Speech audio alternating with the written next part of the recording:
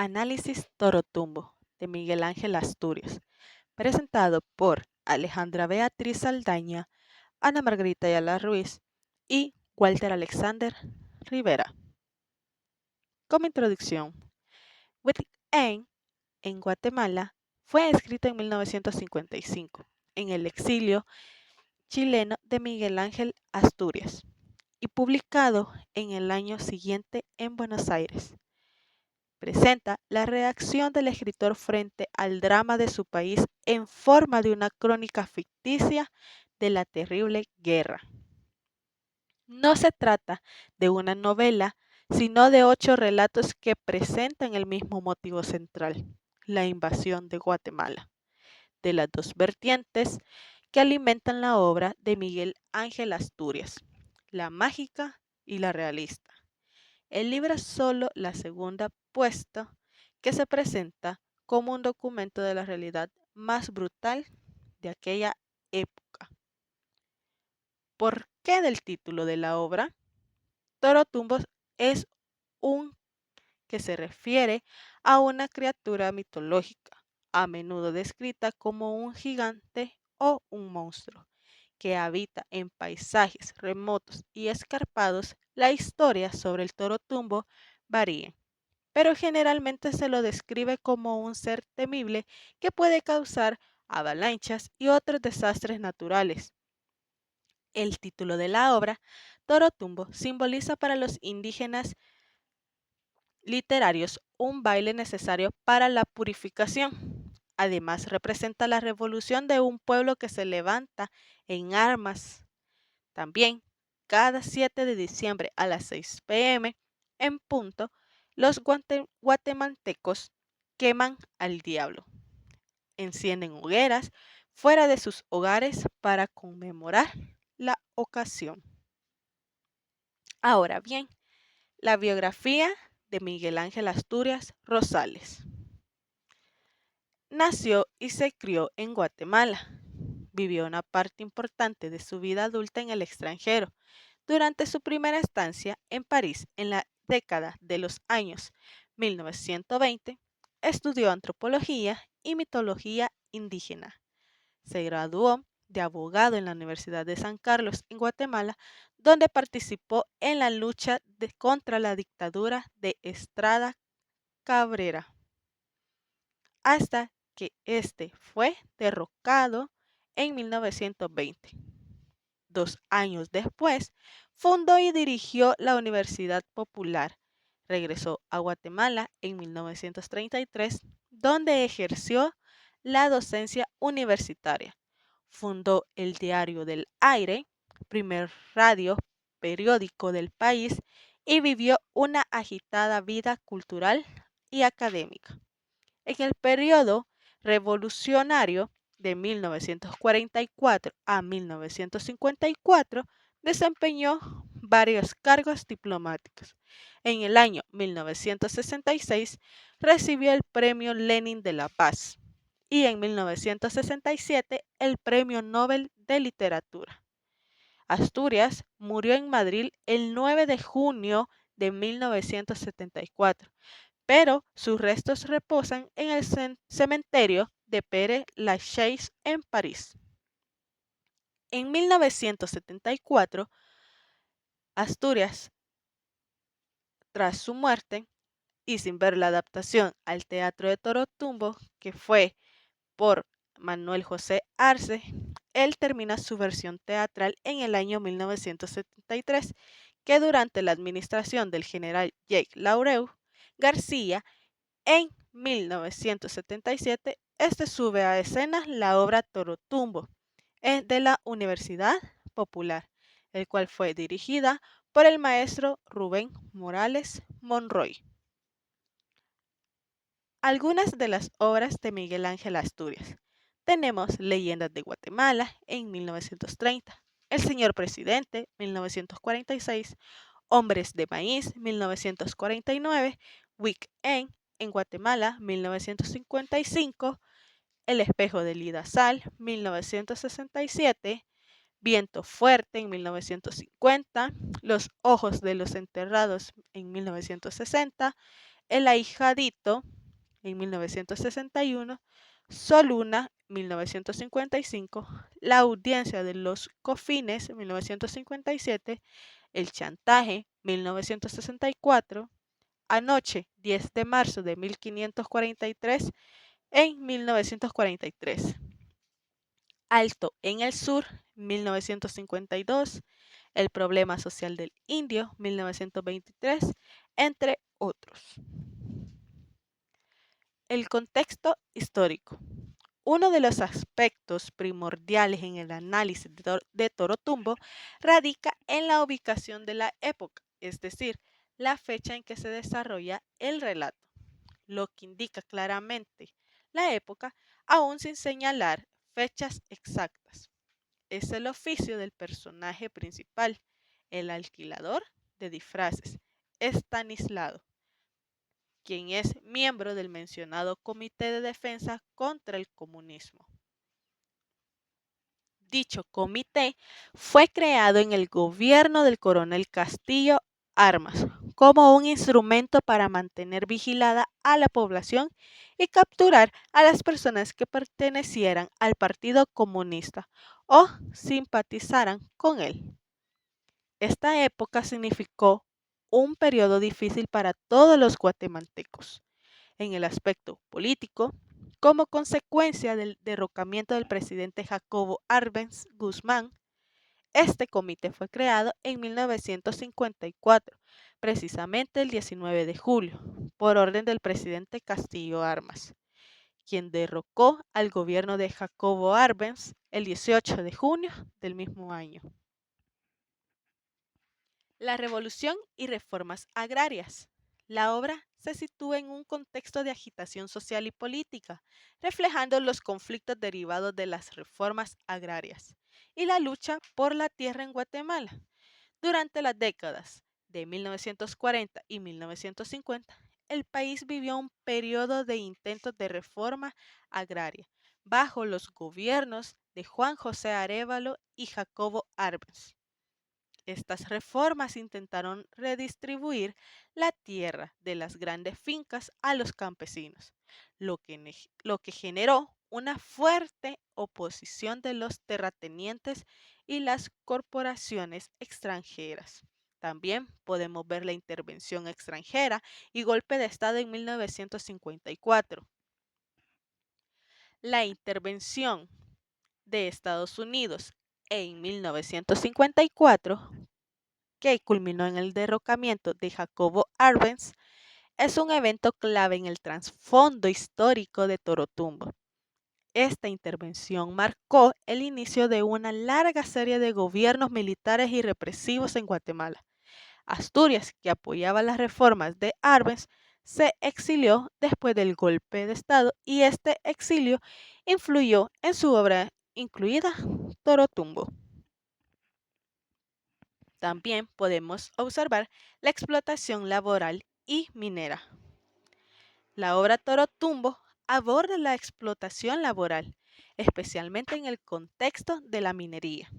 Asturias denuncia las condiciones inhumanas a las que están sometidos los trabajadores mineros, así como la explotación de los recursos naturales de Guatemala por intereses extranjeros. Esta temática resuena con las experiencias históricas de explotación de los recursos naturales de América Latina por corporaciones extranjeras y la lucha de los trabajadores por mejores condiciones laborales. A añadir también la resistencia y cultura indígena. Asturias incluye en sus obras una fuerte representación de la cultura indígena y su resistencia ante la opresión. En Torotumbo, como en otros de sus trabajos, Asturias muestra la cosmovisión y la mitología indígenas, lo que enriquece la narrativa y subraya la diversidad cultural de Guatemala. Este aspecto también puede ser visto como una crítica a la homogeneización cultural y la marginación de los pueblos indígenas. A continuación veremos el nivel inmanente. En primer lugar, presentaremos el asunto de la obra.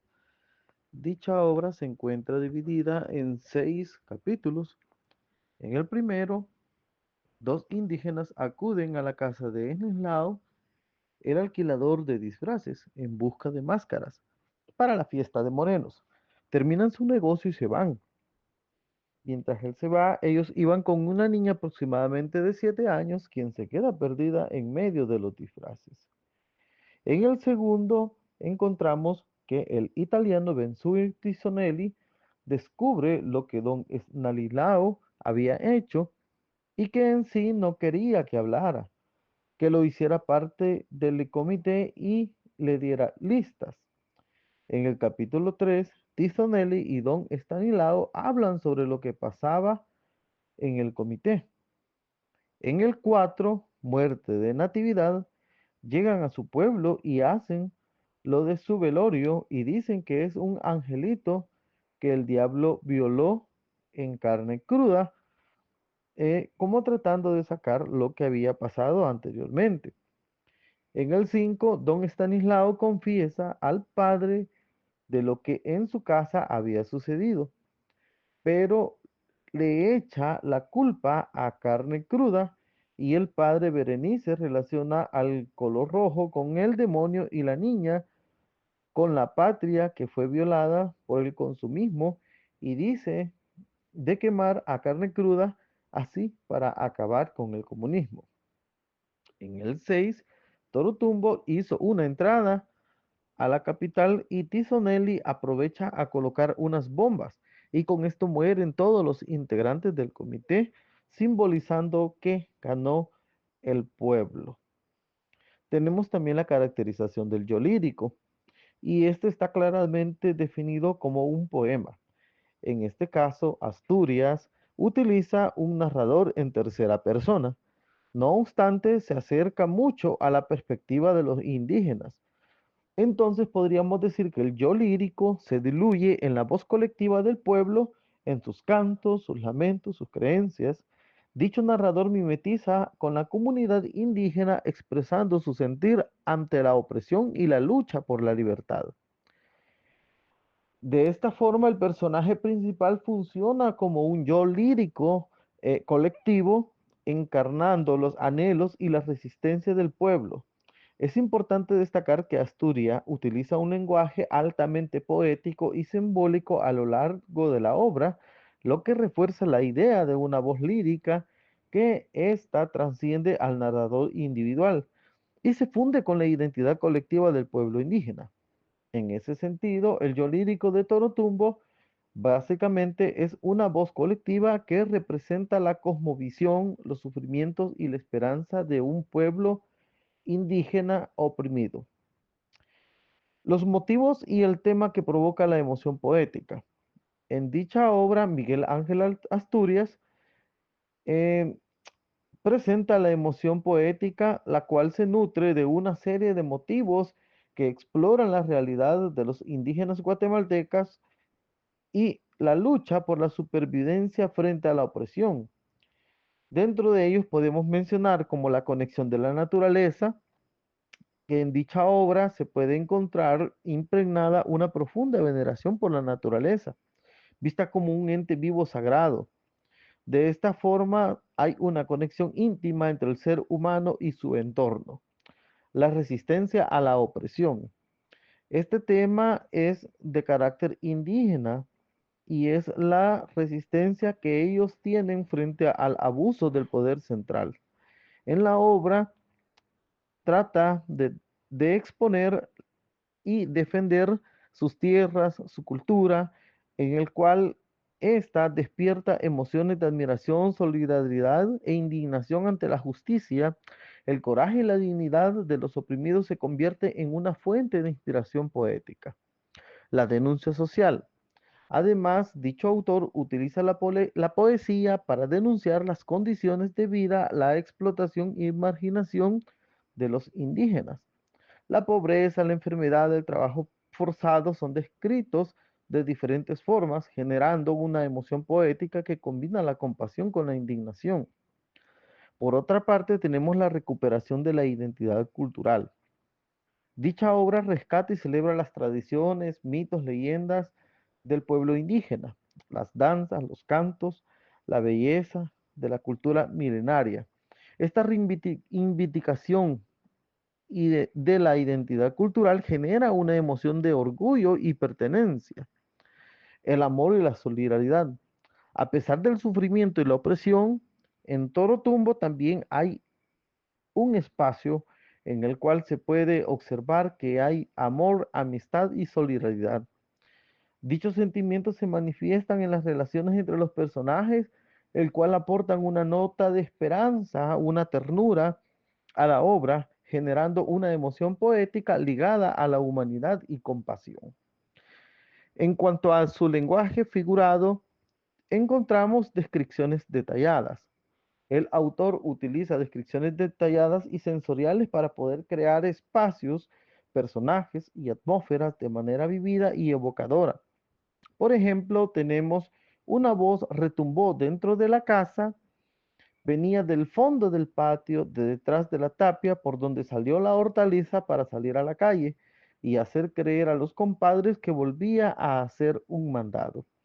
Dichas descripciones contribuyen a la creación de un mundo narrativo rico en imágenes y sensaciones que transportan al lector al universo mágico, pero a la vez realista de la obra, por destacar muchos detalles realistas dentro de la misma. Tenemos también el uso de las metáforas y símbolos, en el cual el autor recurre para enriquecer su lenguaje y la significación narrativa a través de metáforas visuales, simbólicas, que exploran temas como la tradición, la identidad cultural, la lucha entre las fuerzas opuestas, añadiendo capas de significado y profundidad a la historia. Tenemos un ejemplo: los dedos en las manos empuñadas pesaban como martillos sobre sus rodillas. Además, encontramos los elementos narrativos, como descripciones, narraciones, argumentaciones u otros.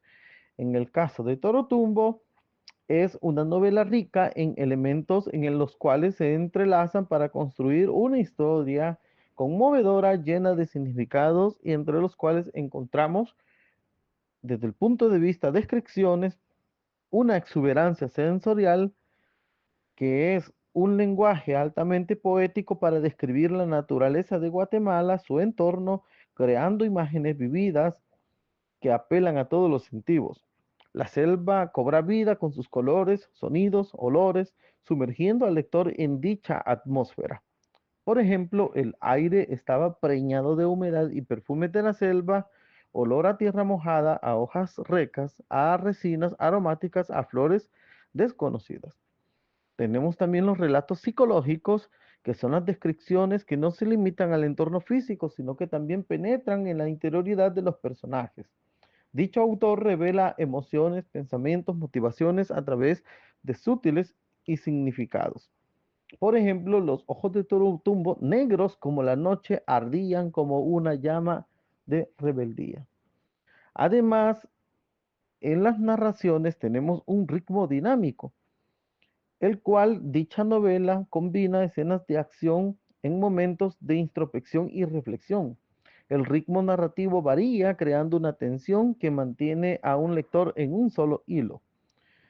Por ejemplo, la persecución de Torotumbo por la selva se narra con un ritmo muy acelerado, mientras que las escenas de rituales indígenas se desarrollan con mayor lentitud y solemnidad, declarando cada uno de sus espacios. La perspectiva múltiple, aunque el narrador está en tercera persona, en ocasiones se acerca a la perspectiva de diferentes personajes, ofreciendo una visión poliédrica de historia. Por ejemplo, el lector puede conocer los pensamientos de Torotumbo, los temores de los indígenas y la crueldad de los opresores. Este ámbito es visto desde perspectivas múltiples gracias a la riqueza del dicho narrador. Las argumentaciones, por ejemplo, tenemos la denuncia social. Dicho autor utiliza la narrativa para denunciar la opresión, la injusticia que sufren los indígenas en Guatemala.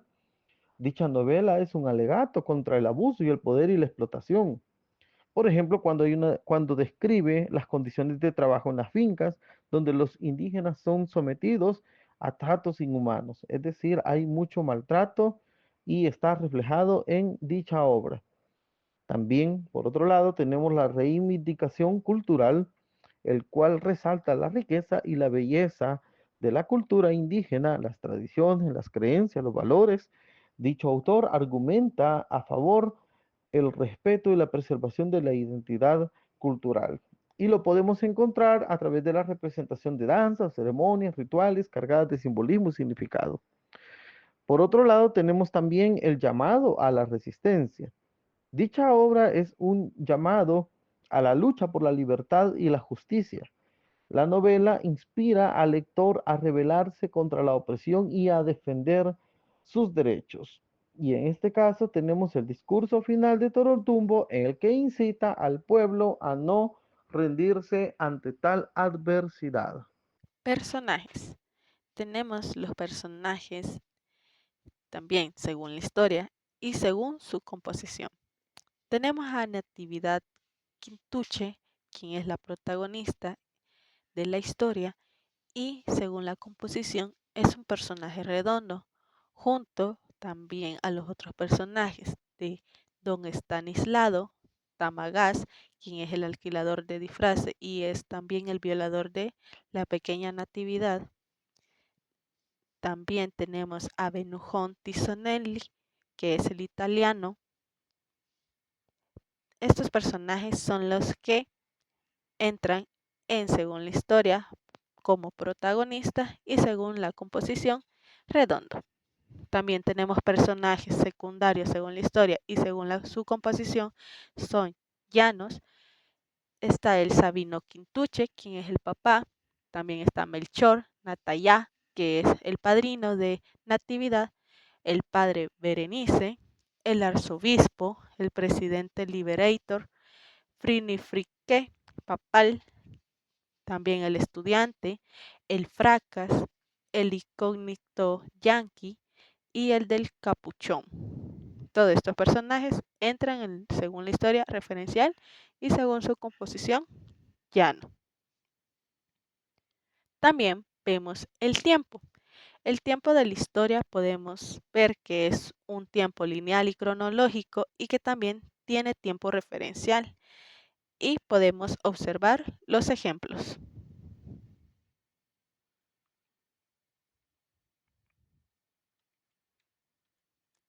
Ahora, el espacio y cronotopos. Podemos ver que el lugar de negocio de don Estanislao, según el ejemplo que podemos ver en el capítulo 1, es a sus gritos, botines rechinantes, manos lejos de las bocamangas, como si le hubieran crecido los brazos en el acudir. Vino el señor que trataba con su padre y su padrino a ver qué era aquel escándalo en su negocio. También podemos observar en el capítulo 4 el cuerpecito de Natividad Quintuche, violada y muerta por el diablo en casa del alquilador de disfraces. También podemos ver el pueblo donde ellos vivían, que lo podemos observar el ejemplo en el capítulo 4. Dice, volver al pueblo con su muchachita como iguana que se desangra muerta. Ay, Dios mío, ay, Dios mío. Y la pena mayor del turbión, que se vendría si no se bailaba el toro tumbo, indispensable en este caso de virgen violada por el diablo, si querían salvarse las poblaciones de la maleza lujuriosa de la esquina y la seca. También vemos la capital. Los barrios populares de la capital se disponían a recibir al Torotumbo con baile, tertulia, café con pan, cigarrillos, copas de aguardiente, juegos de prenda, pero como los pobres ni de sus fiestas son dueños, algún estudiante lo supo, llevó el soplo a sus compañeros y por novelería de muchachos ansiosos de jugar al carnaval disfrazados de mamarrachos y hambre de diversiones. La ciudad entera se aprestó a recibir a los encamisados, como los llamaba la gente bien. Siguiendo con la exposición, yo les hablaré acerca de las técnicas narrativas. Entre las técnicas narrativas utilizadas por el autor encontramos las descripciones detalladas. A esto se refiere que el autor utiliza descripciones detalladas y sensoriales para recrear escenarios, personajes y atmósferas de manera vívida y de manera evocadora. Estas descripciones contribuyen a la creación de un mundo narrativo rico en imágenes y sensaciones que transportan al lector al universo mágico, pero a la vez realista de la obra, porque como sabemos en esta obra hay una gran carga de simbolismo por lo que representan los personajes. También podemos ver, como lo mencionaba anteriormente, el uso de metáforas y símbolos. Asturias recurre a metáforas y símbolos para enriquecer el lenguaje y la significación de la narrativa. A través de metáforas visuales y simbólicas se exploran temas como la tradición, la identidad cultural y la lucha entre fuerzas opuestas por la carga acerca de la ideología social que tiene la obra, añadiendo capas de significado y de profundidad a la historia, como lo que podemos ver en este texto, que dice, los humanos que por naturaleza somos mal inclinados, nos dejamos ganar por lo deforme, por los cuernos y colmillos de los demonios, las feroces y lascivas máscaras de los moros y las risotadas mudas de los esqueletos que alquiló para las procesiones de Viernes Santo. Entre las secuencias narrativas que podemos encontrar, que están cargadas de simbología, podemos ver este ejemplo, que en la primera secuencia de la obra empieza con la descripción de la brutal violación de Natividad Quintuche, que nos dice la obra, que era una pequeña porción de hueso y carne con piel humana, criatura de 7 años, morenita, pelo negro, en trenzas de mujer. Este hecho ocurre por don Estanislao Tamagás, alquilador de disfraces, que después de hurgarle las piernecitas bajo la ropa, hubiera querido levantarle la piel y formarle los senos a pellizcos. Esta es una descripción bastante fuerte que tiene la obra. Mientras la pequeña no quedaba sino la masa inconsciente de una mujercita con las trenzas deshechas y las ropas desgajadas, cuerpecito triturado, sangrante, adherido a él en crispación de muerte. Es decir, la obra trata acerca de que Estanislao Tamagás era el capitalismo y Natividad Quintuche puede reflejar al pueblo. Entonces se podría decir que es un simbolismo acerca de lo que pasa con el capitalismo en los pueblos. Por eso la obra está cargada acerca de denuncia social y la reivindicación cultural que tiene la obra y de la cultura indígena y cómo ésta fue opacada por el gobierno. Al menos este es el mensaje de la obra, llamada Toro Tumbo. Muy bien, para seguir con el análisis de esta obra, comenzaremos con el análisis de la intertextualidad. Entre la intertextualidad nosotros encontramos un parecido a la obra El Huehuense. Esta obra es una expresión virulenta de protesta contra el dominio colonial. Es un drama satírico bien conocido en Nicaragua, que se presenta cada año el día de la fiesta de San Sebastián, parecida a la obra que estamos analizando. Esta fiesta está dedicada al santo patrón de la ciudad de Iriamba, en la provincia de Nicaragua, exactamente de Carazo. El huehuense es una de las síntesis de la cultura española e indígena, que combina el teatro, la danza y la música. Se considera una de las expresiones más distintivas de la era colonial de América Latina. Y como nosotros, si hemos leído el huehuense, conoceremos que también trata acerca de la resistencia indígena. Es un cuento folclórico de Nicaragua en donde nos hace ver esta resistencia. Entonces podemos encontrar cierta intertextualidad con la obra que nosotros hemos leído. También podemos encontrar intertextualidad con lo que nosotros conocemos como un videojuego, como una leyenda japonesa, que se trata acerca de la máscara de Mayora.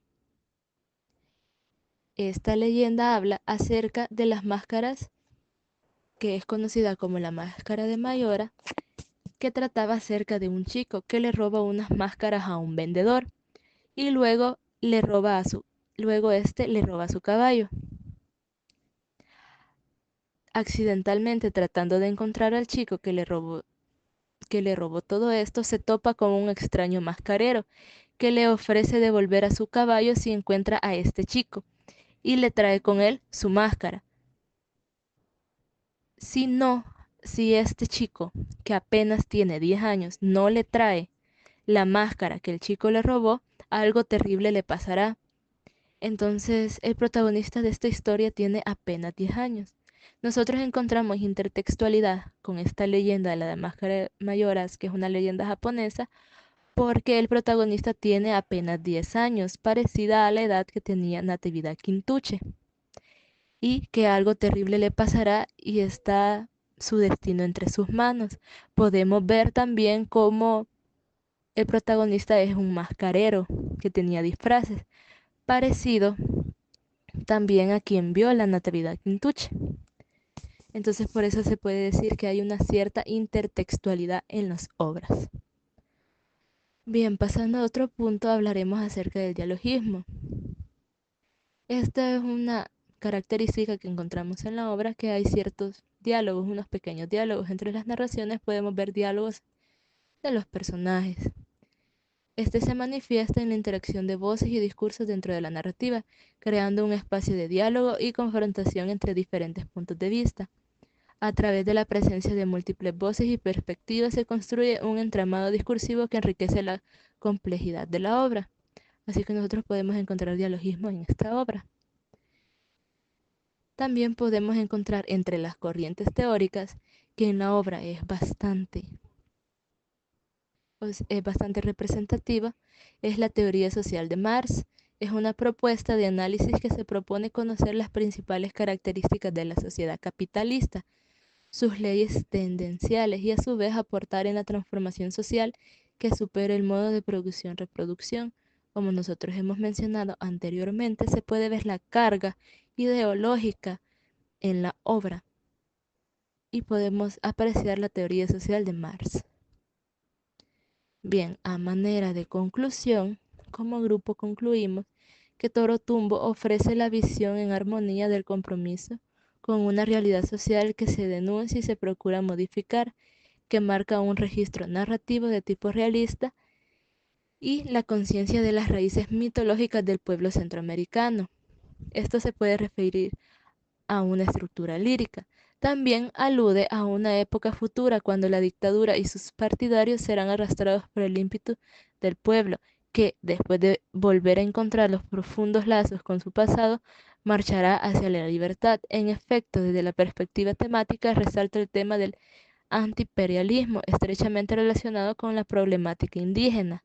La narración se basa en dos planos: uno individual, que es la historia de la indiecita y su violación por parte del viejo ladino en Tanislao, Tamagás, y un mensaje colectivo que se construye alrededor de la celebración del pequeño cuerpo en su comunidad, verdadera resurrección de la persona, la cual anuncia y organiza la vuelta a la vida de la colectividad. Muy bien, esto sería todo por nuestra parte. Espero les haya gustado el análisis acerca de la obra Toro Tumbo.